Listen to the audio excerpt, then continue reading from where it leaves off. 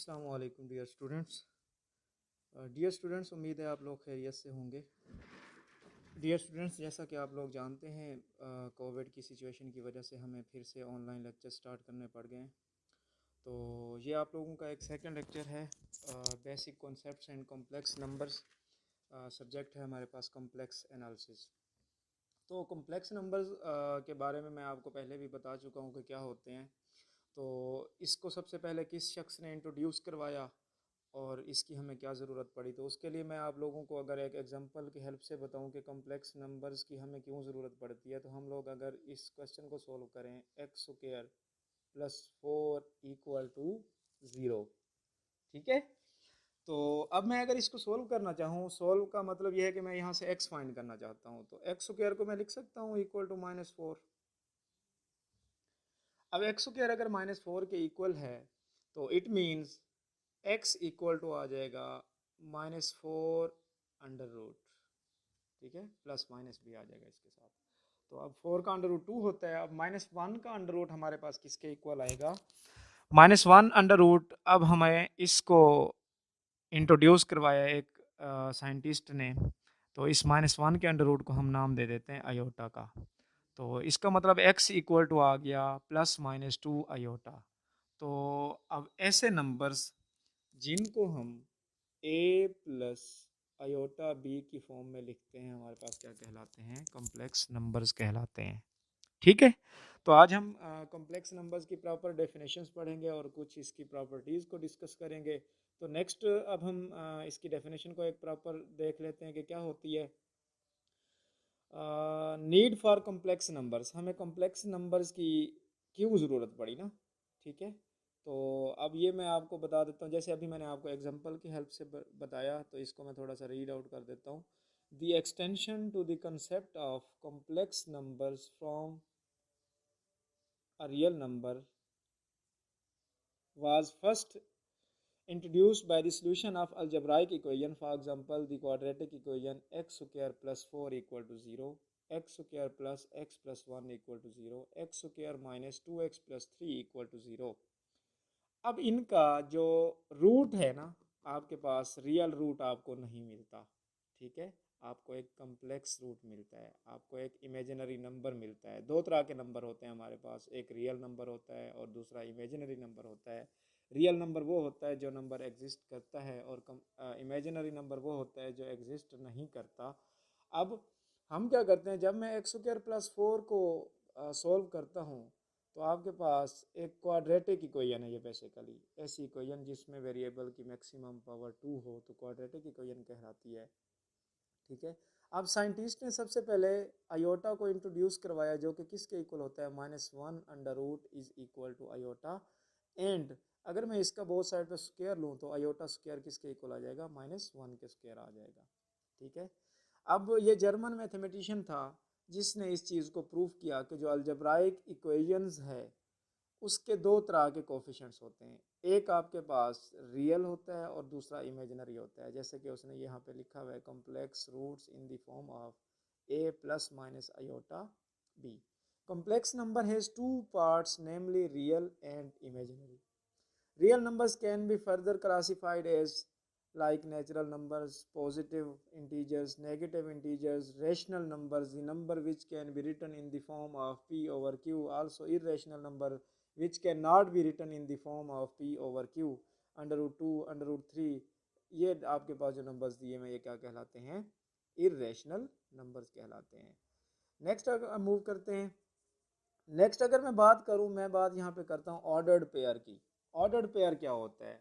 अब यहाँ पे वर्ड पेयर जो है, इसका मतलब ये होता है कि कोई दो चीज़ें हैं। जब भी पेयर की बात करता है, ठीक है, तो इसका मतलब दो नंबर्स की बात कर रहा है वो। ठीक है। तो अब ऑर्डर्ड पेयर क्या होता है?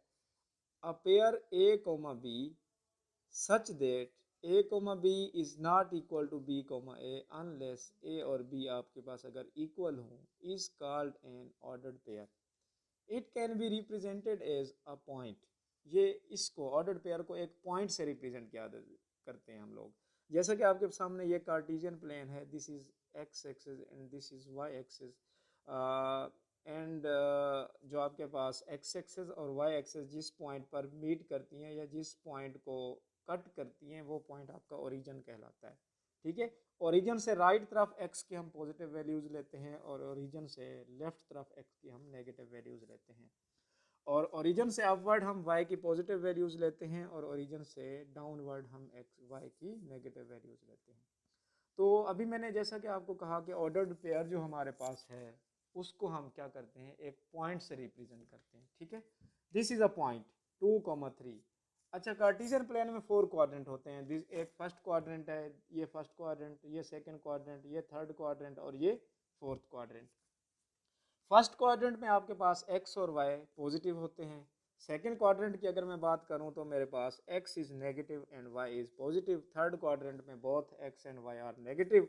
फोर्थ क्वाड्रेंट की अगर मैं बात करूं तो x पॉजिटिव होता है और y क्या होता है, नेगेटिव होता है। तो अब मुझे एक पेयर दिया हुआ था 2,3। अब यहाँ पे अगर देखें ना, जो पेयर है ना, इसका जो फर्स्ट कोऑर्डिनेट है वो x को रिप्रेजेंट करता है और जो सेकंड कोऑर्डिनेट b है वो y को रिप्रेजेंट कर रहा होता है। ठीक है, तो 2,3 आपके पास x भी पॉजिटिव है, y भी पॉजिटिव है। इसका मतलब ये पॉइंट कहाँ पर आएगा, फर्स्ट क्वाड्रेंट में, यहाँ पर उसने लिखा। ठीक हो गया। अब कॉम्प्लेक्स नंबर की डेफिनेशन पढ़ते हैं। जैसे कि मैंने आपको बिल्कुल स्टार्टिंग में कॉम्प्लेक्स नंबर्स की डेफिनेशन बताई, N ordered pair x, y which is usually denoted by z is equal to x, y equal to x plus iota y। यहाँ पर डियर स्टूडेंट्स आप लोगों ने ये याद रखना है, अगर कहीं पर पेयर की फॉर्म में आपको कुछ गिवन हो x, y, जब भी आप कॉम्प्लेक्स नंबर्स की बात कर रहे हैं तो x, y का मतलब होगा x प्लस आयोटा y। इसी तरह अगर आपको देता है वो 5, 6 तो उसका क्या मतलब होगा, z is equal to 5 plus 6 iota। The numbers which can be written in the form of x plus iota y is called complex numbers. Both x and y are real numbers। हाँ, very important बात इसमें यह है कि जो हमारे पास x और y है ये दोनों क्या हैं, रियल नंबर्स हैं। ठीक हो गया। अब x plus iota y, x is real part and y is imaginary part. जो आयोटा का कोफिशिएंट होगा जैसे कि y है तो वो आपके पास इमेजिनरी पार्ट कहलाता है इन कॉम्प्लेक्स नंबर g में। अब कुछ हम इसकी प्रॉपर्टीज को डिस्कस करते हैं। ऑपरेशंस ऑन कॉम्प्लेक्स नंबर्स, दो नंबर्स अगर आपको कॉम्प्लेक्स नंबर दिए हों तो उनका हम सम कैसे लेते हैं, उनकी एडिशन हम कैसे करते हैं, दो कॉम्प्लेक्स नंबर की सब्ट्रैक्शन कैसे करते हैं, दो कॉम्प्लेक्स नंबर की हम मल्टीप्लिकेशन कैसे करते हैं। अब मैं अगर सम की बात करूं, दो कॉम्प्लेक्स नंबर को आप सम अप कर रहे हैं तो आप किस तरह से करेंगे, रियल पार्ट को रियल में ऐड करना है और इमेजिनरी पार्ट को इमेजिनरी पार्ट में आप ऐड करेंगे तो आपके पास क्या आ जाएगा, उन दो कॉम्प्लेक्स नंबर्स का सम आ जाएगा। Similarly for subtraction, real part को रियल पार्ट में से माइनस करेंगे और इमेजिनरी पार्ट को इमेजिनरी पार्ट में से माइनस करेंगे। ठीक है, तो अब हम मल्टीप्लिकेशन की बात करें। इसी तरह दो कॉम्प्लेक्स नंबर्स अगर हमारे पास हों तो उनकी हम मल्टीप्लिकेशन कैसे करेंगे, तो ये थोड़ा सा डिफरेंट है एडिशन और सब्ट्रैक्शन के लिए। z1 क्रॉस z2, तो इसमें हम क्या करते हैं, पहले हमने लिखा x1 plus iota y1 into x2 plus iota y2।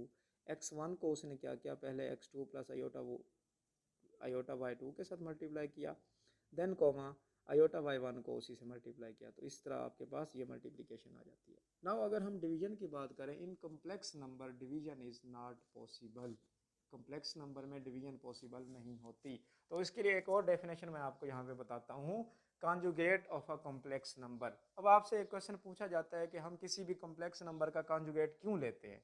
ठीक है, तो हम किसी भी कॉम्प्लेक्स नंबर का कॉन्जुगेट इसलिए लेते हैं क्योंकि कॉम्प्लेक्स नंबर में डिवीजन पॉसिबल नहीं होती। जब हम डिवीजन की बात करते हैं तो ऊपर आपके पास डिनोमिनेटर में भी एक कॉम्प्लेक्स नंबर न्यूमरेटर में भी एक कॉम्प्लेक्स नंबर होता है और नीचे डिनोमिनेटर में भी क्या होता है, एक कॉम्प्लेक्स नंबर होता है। तो अब हम करते क्या हैं, अब चूंकि डिवीजन पॉसिबल नहीं है तो डिनोमिनेटर में जो कॉम्प्लेक्स नंबर दिया हुआ है हम उसका कॉन्जुगेट लेते हैं। कॉन्जुगेट कैसे लेते हैं, जैसे z is equal to x plus iota y है तो कॉन्जुगेट में सिंपल आयोटा के साथ जो साइन प्लस का है तो हम उसको क्या कर देते हैं, माइनस कर देते हैं। तो अगर देखें, अगर आप नोट करें डिवीजन उसने कैसे ली हुई है, z1 over z2 x1 plus iota y1 x2 plus iota y2 is equal to x1 y1 over x2 y2। अब देखें उसने क्या किया, x2 प्लस आयोटा y2 था तो उसने क्या कर लिया, इसका माइनस लिया, मीन्स के x2 minus iota y2 and x2 minus y2। तो इसको मल्टीप्लाई भी कर दिया और डिवाइड भी कर दिया। इस तरह से आपके पास इस दो कॉम्प्लेक्स नंबर की क्या आ जाती है, डिवीजन आ जाती है। नेक्स्ट अगर हम बात करें इक्वलिटी, दो कॉम्प्लेक्स नंबर के बिटवीन इक्वलिटी कब होल्ड करती है? Two complex numbers are said to be equal if real part equal to real and imaginary part is equal to its imaginary part of the other complex numbers. Let's suppose z1 equal to z2 and z1 हमारे पास है x1 y1 equal to z2 है x2 y2। तो इसका मतलब ये हुआ, अगर इनके बिटवीन आपसे ये पूछा जाए कि इक्वलिटी कब होल्ड करती है, तो x1 और x2 आपस में इक्वल होंगे और y1 और y2 भी आपस में क्या होंगे? इक्वल होंगे। अब हम स्केलर मल्टीप्लिकेशन की बात करते हैं। तो ये स्केलर मल्टीप्लिकेशन क्या होती है? किसी भी कॉम्प्लेक्स नंबर को किसी एक स्केलर से मल्टीप्लाई करना। ठीक है, अब मेरे पास जी कोई कॉम्प्लेक्स नंबर है, अगर मैं उसको के से मल्टीप्लाई करता हूँ तो वो जो के होगा उसके रियल पार्ट के साथ भी मल्टीप्लाई होगा और इमेजिनरी पार्ट के साथ भी मल्टीप्लाई होगा। ठीक है डियर स्टूडेंट्स, अब रिमार्क आपके पास लिखा हुआ है, set of complex numbers form a field. एक सेट है आपके पास कॉम्प्लेक्स नंबर्स का, वो क्या बनाता है? एक फील्ड बनाता है। ठीक है, अब डियर स्टूडेंट्स हम नेक्स्ट चलते हैं। पोलर फॉर्म की अगर मैं बात करूं, किसी भी कॉम्प्लेक्स नंबर की पोलर फॉर्म क्या होती है? अब पोलर फॉर्म के लिए आपके पास we represent the complex number z is equal to x plus iota y by a point whose Cartesian coordinates are x, y। ये आप कार्टेशियन प्लेन देखें, आपके पास ये बना हुआ है x एक्सिस और y एक्सिस का। आपने एक पॉइंट P ले लिया, ठीक है, उसके दो कोऑर्डिनेट हैं, एक x is about x axis and y is to be on y axis. ठीक है, ये y पॉइंट y एक्सिस के पैरेलल होगा और ये x पॉइंट x एक्सिस के पैरेलल होगा और इसके बिटवीन एंगल मैंने ले लिया थीटा। ठीक है, और आपका अगर इसमें देखें, ये O से P तक का जो डिस्टेंस है ये बेसिकली एक पोजीशन वेक्टर होता है, तो यहाँ पर इसकी मैंने पोजीशन को R से रिप्रेजेंट किया हुआ है। ओके, तो फ्रॉम द फिगर इफ अगर मैं इसको कंपोनेंट्स में रिजॉल्व करूं तो इसका x कंपोनेंट होगा x is equal to r cos theta, y is equal to r sin theta, its vertical component. तो अब बोझ इन दोनों को मैं क्या कर देता हूँ? स्क्वायर करके ऐड कर देता हूँ, तो x square plus y square किसके इक्वल आ जाता है? आर स्क्वायर के, and theta is equal to tan inverse y over x. तो यहाँ से आर आ गया x square plus y square under root and r is positive. अब z आपके पास क्या हुआ? x plus iota y, x की जगह पे r cos थीटा पुट करें, y की जगह पे r sin थीटा पुट करें, r कॉमन लें, cos theta plus iota sin theta z। This is the polar form of complex numbers. तो ये जो प्लेन ऊपर बनाया हुआ है Cartesian plane, the plane is called Argand plane, या इसको आर्गेंड डायग्राम भी बोलते हैं, या फिर इसको कॉम्प्लेक्स प्लेन भी बोलते हैं, या फिर इसका नाम है गॉसियन प्लेन। ठीक हो गया। अब मॉडुलस की बात करते हैं। Modulus is basically magnitude of a complex number, length of a complex numbers. तो ये आप लोग शुरू से पढ़ते आ रहे हैं, what is length of a complex number, what is magnitude of a complex number. तो मेरे पास जी दिया हुआ है x प्लस आयोटा वाई। इसकी अगर मैं मैग्नीट्यूड चेक करना चाहता हूँ तो मैं रियल पार्ट का भी स्क्वायर लूंगा प्लस इमेजिनरी पार्ट का भी स्क्वायर लूंगा, और इसका अगर अंडर रूट ले लूँ तो ये मेरे पास क्या आ जाता है? Modulus of a complex number. और अगर मैं x is equal to r cos theta and y is equal to r sine theta वाले रिलेशन को यूज करके अगर मैं y को x पर डिवाइड करूं तो y over x equal to आ जाएगा r sine theta over r cos theta, जिसकी हेल्प से मुझे थीटा क्या मिल जाता है? Tan inverse y over x। ये आपके पास आर्गुमेंट भी कहलाता है। ठीक है, थीटा को हम क्या कहते हैं इन कॉम्प्लेक्स नंबर में? आर्गुमेंट। या एक और वेरी इंपॉर्टेंट, ये एक्चुअली एमसीक्यूज में आता है कि what about theta is equal to tan inverse y over x, इसको हम क्या कहते हैं? ये आपके पास आर्गुमेंट भी होता है, या जी की इसको हम एम्पलीट्यूड भी बोलते हैं। ठीक है, तो इसको in short a r g z argument of z और एम्पलीट्यूड ऑफ जी से भी रिप्रेजेंट करते हैं। अब नेक्स्ट एमसीक्यूज है एक हमारे पास, it follows that if absolute value of z equal to zero, modulus of z अगर जीरो हो जाए, इफ एंड ओनली इफ, ये उस सूरत में जीरो होगा जब आपके पास x भी जीरो हो और y भी जीरो हो। अब ये मॉडुलस ऑफ z बेसिकली क्या है? ये आपके पास है the distance of the point from the origin. किसी पॉइंट से ओरिजिन तक का जो डिस्टेंस होता है वो आपके पास क्या कहलाता है? मॉडुलस कहलाता है। ठीक है डियर स्टूडेंट्स, तो the argument theta of a complex number is not unique. ठीक है, आपसे पूछा जाता है कि जो हमारे पास आर्गुमेंट है थीटा है या एम्पलीट्यूड है आपके पास जी की, वो क्या होती है, यूनिक होती है या नहीं होती। तो हमारे पास argument of z is not unique.